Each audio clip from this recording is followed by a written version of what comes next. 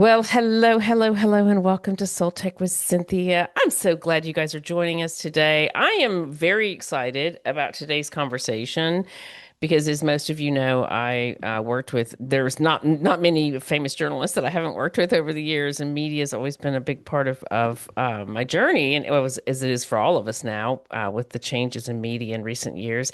And I'm delighted to be joined by somebody who's really like starting something really cool, which I definitely want to talk about. Welcome, Kira Shishkin of Informed.now.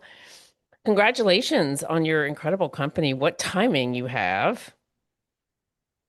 Wow, Cynthia, thank you so much for having me. And that's a generous introduction. Yeah, yeah. So can you just share with our audience really quick because I just find it so I don't usually start out talking about somebody's business, but what you're doing, I think timing wise is so valuable and so important. Like this is the moment for an informed.now to really just take off. Can you share with our audience what the platform is and Yeah. how why they would want it? Yeah, absolutely. And I know we talked a bunch earlier since we really align on the problems that we see in media and how they've evolved and gotten worse, I guess devolved over time. But I run a company called Informed.now, and we are a news research company that operates the leading news by SMS service in North America. What that means is when you are a reader of Informed.now, and we are a free service that anyone can join, and we also have a kind of like a contributing version where you can, contribute more and get more of our research. Um, when you are a reader, you are getting the news, or rather news research, by SMS, right? So it comes directly to your phone and it bypasses the algorithms of social media and the web, and it bypasses the clutter of email and then all the marketing that we're now inundated with. And it comes in a single text every weekday morning that really resembles reading, a paper in the old school way, but it is as intentional as paper print reading, but much higher signal because we try to pack that message with things that really matter and details that matter and context that matters, but none of the opinion, none of the sensationalism, none of the bias, and none of the like clickbait culture that comes Hmm. with modern news media today. Yeah, the attention economy is just killing our news. You and I talked about this the other day, the collapse of journalism as an art form, as something that's highly respected. I mean, there's still a few out there, but I remember just for listeners' context, 20 years ago when I started my first agency, my database had like 140,000 journalists. And these weren't, pretend journalists. These were like people who went to school for it, and they worked their way up and they earned their stripes writing real what I would call real news, and to watch that just collapse in recent years. I mean, it's not my concern with that whole thing. The collapsing of it was more about the fact that they stopped fact checking about 10 years ago. So 25 years ago, I would get fact checking calls every day, and they took it really seriously because they took what they did seriously. There was some integrity to it, and now obviously it's better than anybody. It's a free for all, and it's hard to get on social media to catch up on what's going on and not get gaslit into getting pissed off about somebody saying something that is dumb or stupid or just going to upset people. And so I've been getting your texts, and I've been so excited to see that they are without the gaslighting. They're research based. It's the important information without all of the nonsense. And I just think that's such a brilliant service. Yeah, thank you so much. And it means a lot coming from you. And I also feel like, what we've been talking about with the work of honest, trained journalists is really being so drowned out and diluted by forces that are so beyond like anyone's ability to regulate or limit. I mean, we're looking at, I'll just throw out three categories. One is anybody who, even anonymously, right, wants to publish something online now can with a lot of ease and a lot of speed.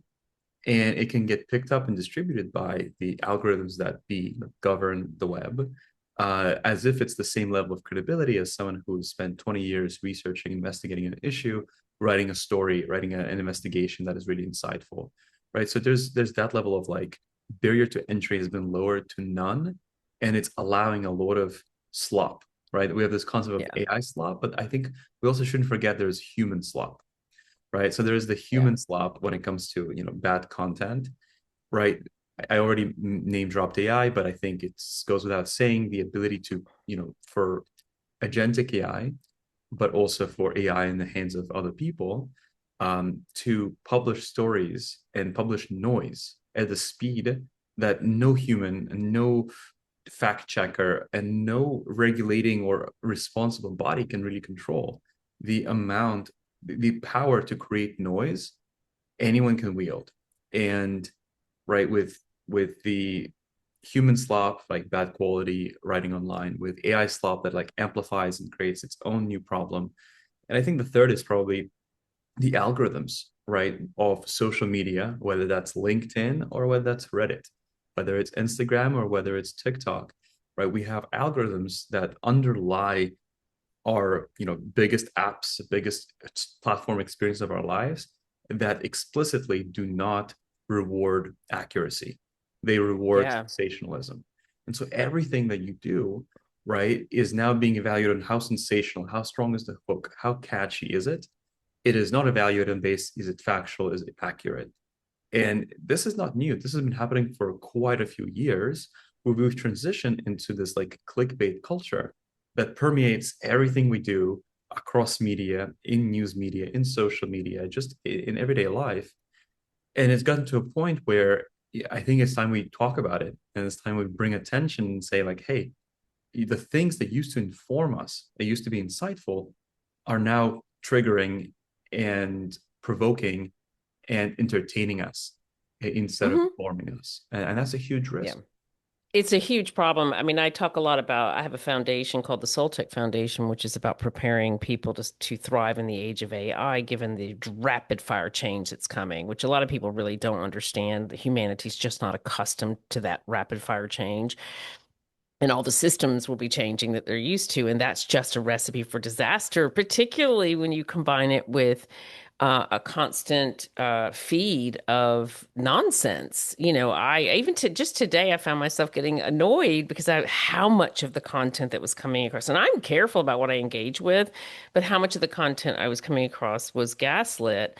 It was just gaslighty content, a lot of it completely inaccurate, but being everyone going, yeah. And, there's a couple things here. You have to forgive me for going on for just a second, but this is really a subject that I find very interesting. Between the mental health issues that we have, because we live in a rapidly changing world, between the lack of emotional intelligence that so many people have, um, the types of content that are now being produced en masse, some of it with visuals. So we're not just talking about words and language or somebody speaking, but we're talking about those highly impressionable visuals that worm in their way into people's minds. And then you add all that together with the fact that because of religion's decrease across the planet, particularly here in America, you've got people who've turned their political beliefs into their religion, and they're defending their political beliefs as though they're fighting for to save Jesus himself. And it's just a hot mess of negativity that it's like something has to give. Either people are going to get tired of it or it's going to become a really big deal. And when you throw those players who have a lot of money, um, and I was shadow banned by Facebook for a really long time for telling people that their phones were being spied through. And people were like, "Are you okay?" And I'm like, "I worked in marketing for 20 years. I'm telling you what I'm buying and seeing in the data that I'm getting that couldn't possibly be coming through the avenues that they're telling you about. And you're acting like I'm the crazy one. I'm warning you." And like it took 10 years before people were like, "Oh, really sorry about that. You were actually speaking the truth." I'm like, "Yeah, I know. I'm not really one that goes around babbling about crap I don't understand." So, was all of that hot mess of just things that we need to evolve to make them better? Was that some of the reasons why you started Inform.now? That's exactly right. I mean, everything you're saying really resonates. We look at the statistics of news avoidance and trust in news media. all the time, right? Like we monitor those pretty closely. And right now, I mean, we have a, 28% trust the news. And that is, down from 40% in 2020. And these are really sad numbers, right? Because if you can't trust, mass media or like legacy media, who do you go to? Well, I think a lot of people would go to social media, and Mhm. trusting social media as a even saying that out loud, it sounds silly, right? Because there are no accuracy guardrails, there is no fact checking, there is no gatekeeping of content around what is confirmed, what is precise, and what is just sensationalist, hooks and clickbait. And so, we're looking at the statistics from 2025, and that's the year where the trust in media of Americans dropped to 28%. Uh, you know, that's, yeah, that's really That's bad. terrible. Yeah, and it's kind of an earned statistic, right? Because it's not like we're surprised by it. We see what the media has become over the years, and we can understand why people are stepping away from it, right? Why are they walking away from this channel? At the same time, we also track something that we call news avoidance, and that is not just on the rise, it's also like record statistics. Some of the things that we track is both in the US and globally in the world. We track kind of like both environments. um, and what we see in the last year is that news avoidance, which people would describe as sometimes avoiding news or often, has risen to 39%. And this is a global number, right? Wow. And so meaning like, 4 out of 10 people that you ask are not just news illiterate, they're purposefully avoiding news in the content they consume, right? The distrust and the avoidance aren't just like, you know, like they aren't just like fickle like preference behaviors of like, oh, you like blue, I like red, or you like lemonade and I like Coke. They are really consequential, trickle down like statements, right? Like these are positioning that people can make in their life that will affect how they make decisions, how they feel about the world that they inhabit, how do they communicate with other people, how do they partake in conversations around their city, their state, their larger government. It affects everything. And so, we look at news behavior, but when we look at that, we look at a lot more than like when we talk about news behavior, we're not just talking about like you like science fiction and I like fantasy. We're looking at like how do people inform their lives. And it's a much more fundamental behavior that has like just huge trickle down effects. I know I'm kind of like, yapping here, but that's the importance of these statistics and why we care about them so much. When if you just look at the behavior, the amount of anger that's on social media because people are getting triggered. So I got rid of the TV in my house a very long time ago. My son was only a couple years old, but I couldn't because I understood media better than most people, I could see how much of it was becoming bullshit. It was Yeah. just, I was like, this is just a puff piece for their biggest advertiser. Big pharma and the companies like that were running a lot of the news channels because they were spending the most money. Can't have a lot of honesty in news if you're getting paid by only a certain percentage of the corporations. And they can actually call up the news station and say, we don't like that report. But I understand why a lot of people avoid it, but I also understand it. So I've found ways to keep myself informed, but it's getting tougher every single year. And as AI continues to take off and causes dramatic change around the planet, we have to find ways of providing people with information that isn't going to send them into a spiral, that isn't going to trigger them, that isn't going to be grounded in fear. Because that's what it all is. It's using the most basic, fundamental human experience in the most negative way. Our lowest vibrational energies are at the bottom of the consciousness scale, where fear resides, and anger, and resentment, and jealousy, and all of those feelings. And those are all being used by social media and mass media to trigger reaction, predictable reaction, get them to stay longer, get them to be reactive to it. And that is not a good recipe for anything. And while simultaneously the sources that we did have collapsed on so many levels. I mean, look at the numbers of some of the major. I mean, I remember going on CNN to do a thing on sunglasses, and I think it had like 6 million, 10 million views, something like that. That was a normal night on CNN. Now they're lucky if they get 150,000 views for their live show.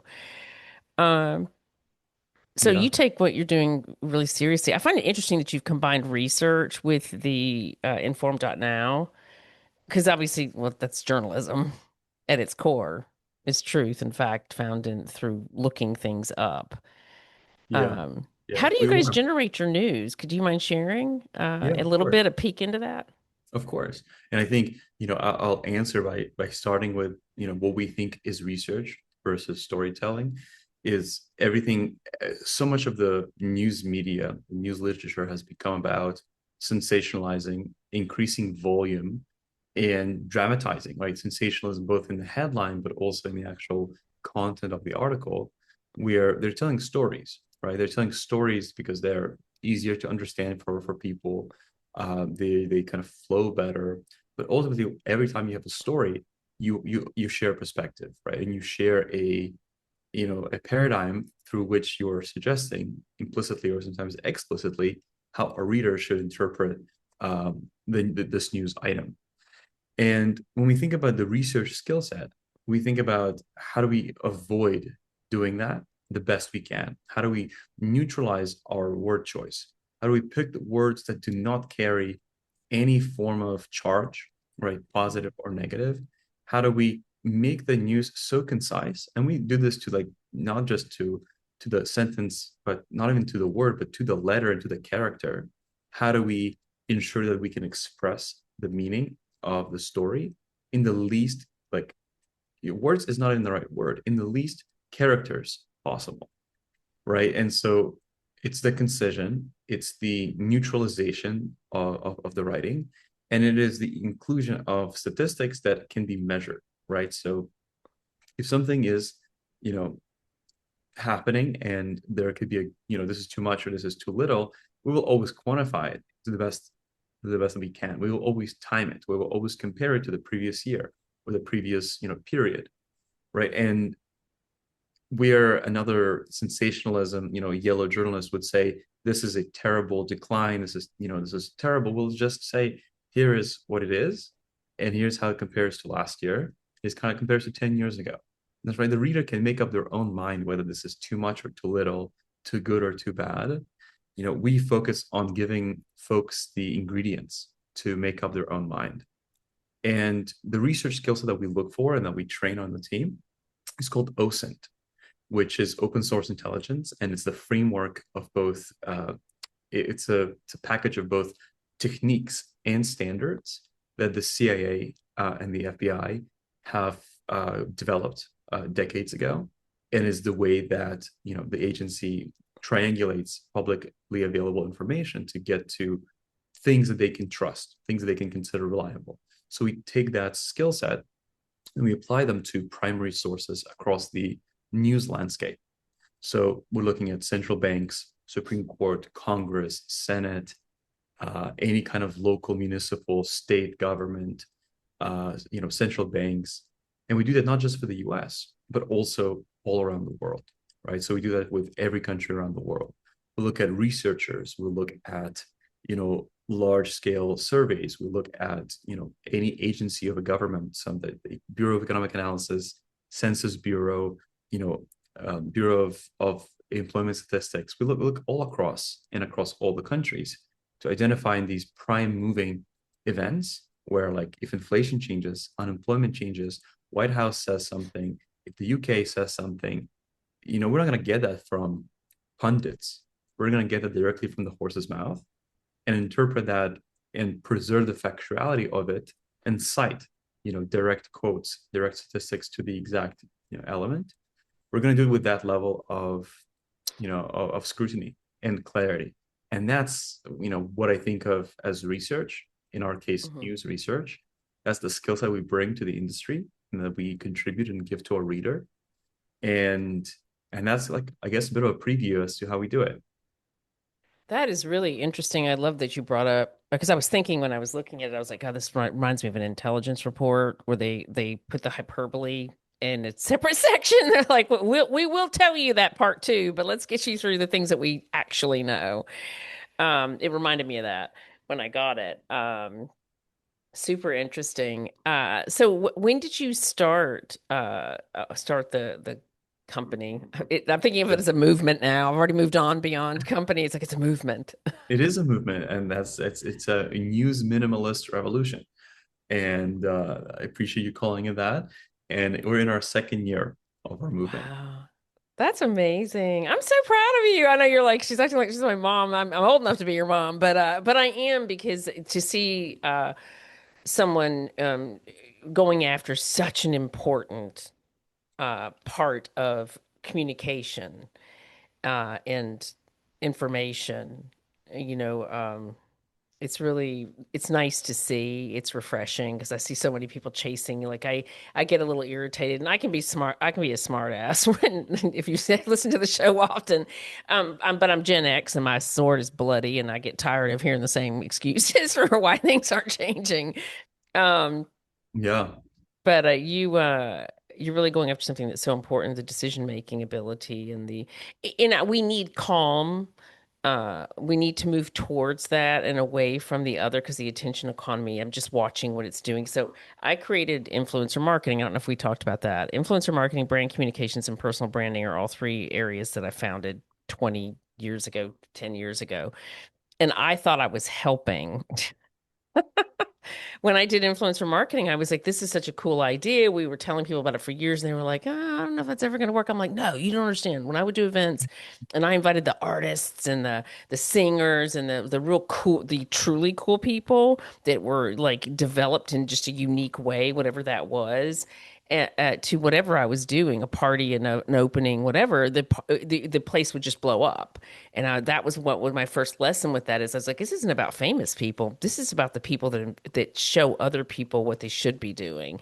And for the longest time, I didn't even bring it up because it turned into such a horror show of bikinis and cars that people didn't own with tigers in them and cash loads. And I was like, is this headed anywhere that's going to be helpful to humanity?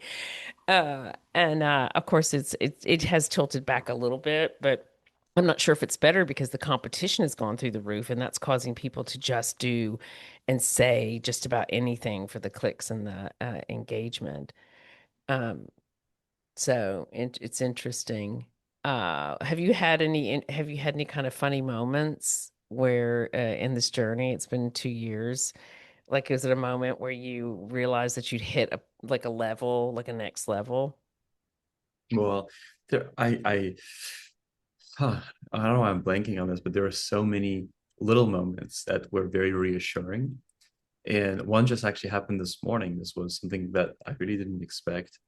But I'll first give the context that, you know, we designed our project and our movement around our ability to connect with each one of our readers, right? So unlike over email or through an app or through a website where there is no way for you to communicate with the publisher. Um, in our case, we kind of wanted to have that level of access, that level of rapport almost and trust because we work hard to earn that trust and it's not earned just through the quality of our work but also through the way that we communicate and handle and manage the reader experience. And so every single person, because they are connected to us by SMS, can message us. And so over the years, we've gotten some really incredible messages that just like showcase to us that we were onto something. And they were very reassuring in a sense of like, when we look at those things, we're like, wow, people are being impacted, even though we've built such a minimal, small solution that does this exact thing, almost like precision medicine.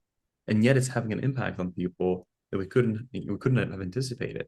So I'll share three examples of these small reassurances. One of the really early ones that completely like shook me to the core is, we had a reader who composed like a piano piece for us. and filmed herself I love filmed herself performing it in a church, and then sent it over to us and like dedicated this piece to us. And it was like, I love you guys so much. Like you really, cleared my mind of all this noise. You don't know what to trust. I'm always spiraling. And now, thanks to Inform.now, like I have this clear mind and a confidence around what's happening around me. I think another example, this just happened this morning, is somebody wrote a thank you note to somebody else, like literally handwritten, and they cited something that they learned from Inform.now. They took a photo of that, and they sent it to us and saying, "Hey, like I just like mentioned you in my thank you note. That's very personal." And I'm reading, it's like, this is incredible. I can't believe we were cited in a thank you note.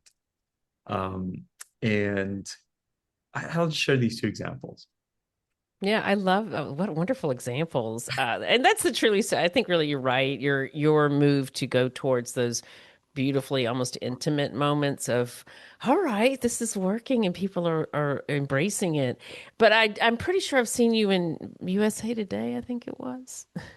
Something like that. I'm going to bust on you for a second because you're so modest. You're getting some attention for your platform. How has that been? I get the sense that attention isn't something you're actually seeking.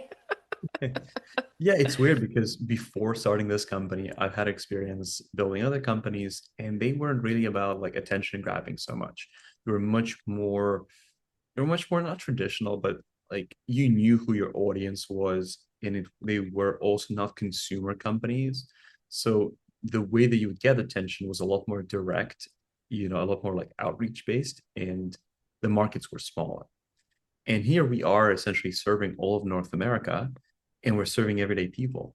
And reaching everyday people in North America is very difficult, right? And like going viral, gaining disproportionate mind share, as based on your career, is really difficult and is an art and a science. And now more than ever, we think a lot about how do we garner attention in a way that is true to our mission, right? Because we're not attention Hmm. terrorists like everyone else in the industry. We are trying to be respectful of people's time, their focus, their attention. And so how do we draw attention to ourselves in ways that are thoughtful and value additive, and are honoring our mission? So we're representing ourselves really well. And frankly, ads are not one of those things, right? So we don't really run like these traditional Google ads or Meta ads because we don't we don't think that's like, you know, at least ads in news. Like it would be weird for us because we're a company that believes there should be no ads in news. It would be weird if our readers discovered us through an ad. So we're sort of like balancing and figuring out what are the right ways to show up. Hmm. And we are looking for attention in some ways, but selectively so, not for any kind of attention. It needs to be representative of who we are. Well, that makes so much sense, and it's really wise. Uh, Gosh, this is such an interesting topic. I was going to ask you something else. Is there do you actually pay any attention to other news? Do you even have time for that? Yeah, we have occasional like comedy hours where we look at other news sources and just like laugh. Um, for example, I'm sorry, I'm only laughing because that is so true now. um, yeah, I mean, I'm kind of curious if do you think I can share my screen? Of course. Yeah, here, you want me to share my screen to share your screen? I think I think I can invite you to share settings. I'm gonna send a request. Oh, there you go. Yeah, and it's funny because we literally just let's take a look at this. You see this? Well, Hmm. this comes like directly from our Okay, it's a black screen. Is it meant to be? um It says Kira Shishkin has started screen sharing. how's this? Ah, there you go. There we go. And it's funny because I don't usually have this like pulled up, but I was just looking at it earlier, and this is part of our like core like company narrative and slides, right? So we think about the problem that we solve, and we express it just by looking literally at any website of any news company. And when we do, to us, it becomes really obvious what we're here to do. Like, what is our mission? Our mission is to remove all of this noise from a discerning reader who wants to be informed without being influenced. And here, these are completely undoctored, unedited, just front page, websites of The Hill on the left and Fox News on the right. And there's no news here, right? There's the news. It's maybe that little green, bucket on the left side. But Hmm. all of this is not what the reader wants. The reader does not want to be solicited. They want to be clickbaited. They don't want to see navigate acrobatics around pop-ups or information that like it really isn't designed to enrich you. It's really just designed to, again, clickbait you and provoke you and engage you in some capacity. And you would think, right, okay, so the Hill and Fox News, these are, some of the usual suspects, but not really, because when you look at the propagation of structural sensationalism Hmm. and of like, clickbait media, some of, what used to be at least my favorite outlets, maybe some of our favorite outlets as well, speaking for you, right? Reuters, AP, Axios, CBS. Um, Look at these titles, right? I mean, even the one from AP right in the middle, it's like, what the hell are we talking about here? What is this information? There is no insight. It is all like 100% clickbait. Yeah. It's just designed in a way that it doesn't honor the reader's attention, the reader's time, or really, I would say, the reader's intelligence. And so we are very much kind of like on this journey to get ahead of that. I'm gonna stop sharing. Yeah, no, Um, that's really interesting. Headline writers, I remember when they started hiring headline writers because I was in New York and yeah. I did a lot of work with the Post and the Times and all that. And I remember him so, oh no, I'm a headline writer. And I was like, that doesn't sound good. That does not sound like an improvement. That sounds like somebody's getting in on the clickbait game. But I've been around since before the internet. And it's been interesting to see the demise. I mean, the amount of garbage, which is interesting, actually, come to think of it, the amount of garbage that's out there, which is what I do like. I like AI because I can just avoid having to deal with the garbage. Like I've been talking for years about the fact that Google was just in deep poo because they hadn't been evolving in the way that they should have been. There's I was going somewhere with that. Do you ever lose your train of thought? I was going somewhere with that with the amount of garbage that's out there. It's not even just the where how corrupt everything's become. It's that you're just digging through trash Yeah. every time you try to go online, which is what makes it's so interesting. There's like, What you're doing. Hmm. yeah, there's like three components to that. You might agree. One is just the pure volume, right? Like there's just the volume is excessive. There's no volume restrictions, no limitations. Anyone can just publish, publish, publish. So the volume of things to dig through every time you search for something, whether that's an issue that's developing or a question or a topic, the volume is incredible, is unbelievable. Two is the low quality of the volume, right? Like so much of the stuff is not thoughtfully done. It is not Yeah. consideredly. It's not trained. It's not educated. It is slop, right? It's the slop conversation we said earlier. And third, I would say is the malice. There is a lot of malicious content out there that is Yeah. designed to intervene, interfere, and to manipulate. And I'm not just not talking about like American companies manipulating consumers. I'm talking about like foreign involvement of like Russian, troll farms, Russian Yeah. bot farms that have, you know, undeniable effect on online culture, which is inherently global and is very hard to regionalize. And a lot of it is puppeteered, right? It's orchestrated, right? And sometimes, in examples of North Korea, examples of Russia, once again, they're orchestrated with like, sometimes China too, with malicious intent. And so all these like three horsemen of the apocalypse come together to create an environment where you can't really read news anymore.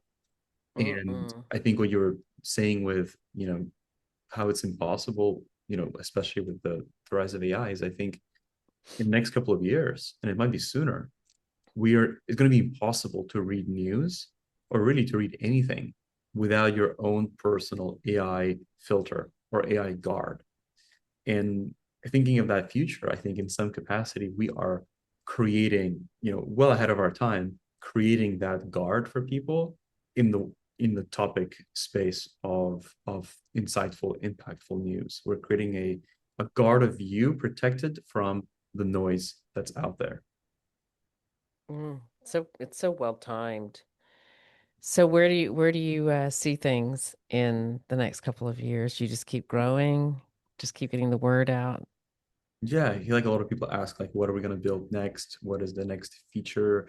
What is the next thing? And frankly, that's not how I'm seeing growth right now. I'm not seeing growth as, building out a podcast or a channel or an app, because that's heading in the same direction of maximizing, our surface area, our footprint, and our like, demand for attention when we want to just do this one thing right. I think the opportunity that we are building, the solution that we're building, is really material, is really helpful in a very specific precision medicine type of way. And growth over the next couple of years look like taking this and making it the default option for a young person, for a fresh off the boat immigrant like myself, for somebody who's gone to college or somebody who didn't go to college, for somebody who is supporting, their family working, or somebody who is taking a sabbatical and discovering the world, right? For every type of person that is fed up and tired of traditional legacy, toxic legacy media, right?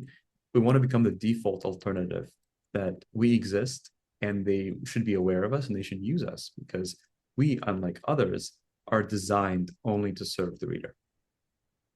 News that respects your mood. Yeah. Respects your time, your attention, your intelligence. Yeah, yeah, I really like that. If our readers want to go check it out, how would they access it? How do they sign up? I mean, I know I did it, but it's better for you to share than me. Yeah, yeah. So our name is inform.now, which is also our website. And when you go to inform.now, you get to learn a little bit more about our mission and kind of our entire endeavor. And sign up takes about 2 to 3 seconds. We also have a neat way for people to text us. So we operate the whole company through SMS. Our website is just our front door. The company runs entirely through SMS. And so what you can do is actually you can text hello or join to our toll-free number. So texting us is always free. We cover the costs, and anyone in North America from US and Canada, just like US and Canada because of the same cellular grid, can text us. And the number is 844-406-INFO, which is 4636. Wow, well, thank you for that. I hope you guys enjoyed that episode. That was I like that. I could have just kept talking about the slop that's out there, and but I want to keep it focused on what the great work that you're doing and how perfectly timed. I just think you're just right on timing wise, and I have a feeling we're going to be hearing from you in the future. Well, even more so, I should say.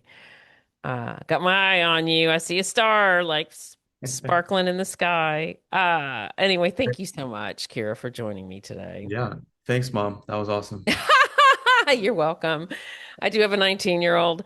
All right, you guys, if you're not already subscribed to Soul Tech with Cynthia, what are you thinking? Intelligent listening, where there's that we're low on the BS and high on the gray cells, the little gray cells. Um, if you're not already subscribed, please subscribe, share it with your friends and family. A couple of quick announcements. My fourth book is coming out October 28th. It is kicking off the Soul Tech movement that is all about the most important tech is soul tech in the age of AI versus AI. It is how you manage your internal world. That whole movement, the book, the movie, And I know I'm forgetting an aspect of it. And the course, all of that drops October 28th at the Her Health Summit, where I'm the headline speaker. So come hang out with us. I'll sign a copy for you. We'll have a blast. And of course, you can always go check out my website, soultechfoundation.org, and cynthialelliott.com. That's my author website. Anyway, you guys have an amazing week, and I'll be back again soon with more. Thank you again, Kira. Thank you for having me, Cynthia. Bye. Bye, you guys.